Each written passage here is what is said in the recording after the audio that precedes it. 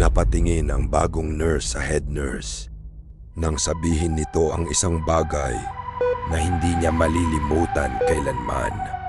Ang kumakatok tuwing 3:00, hindi magnanakaw. Tahimik na napalunok ang bagong nurse. Dating Anong pasyente ibig niyong iyon. sabihin? Napabuntong hininga ang head nurse bago tumingin sa lumang isolation room sa dulo ng hallway. May huling pasyente rito. Noong kasagsagan ng pandemya, halos 1 buwan siyang walang ibang nakausap. Ayon sa head nurse, lumalabas siya tuwing 3:00 ng madaling araw. Hindi para tumakas, kundi para lang maghanap ng makakausap. Pero isang gabi, hindi na siya bumalik sa kwarto. Natagpuan na lang siyang wala ng buhay sa emergency stairwell. Mag-isa.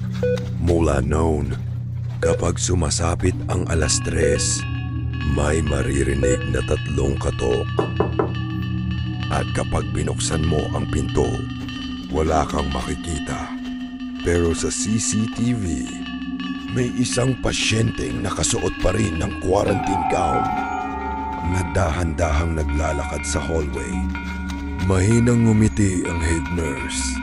Kapag narinig mo ang katok, huwag mong bubuksan dahil ang hinahanap niya ay makakausap. Biglang napatingin silang dalawa sa pintuan. Eksaktong 3 a.m.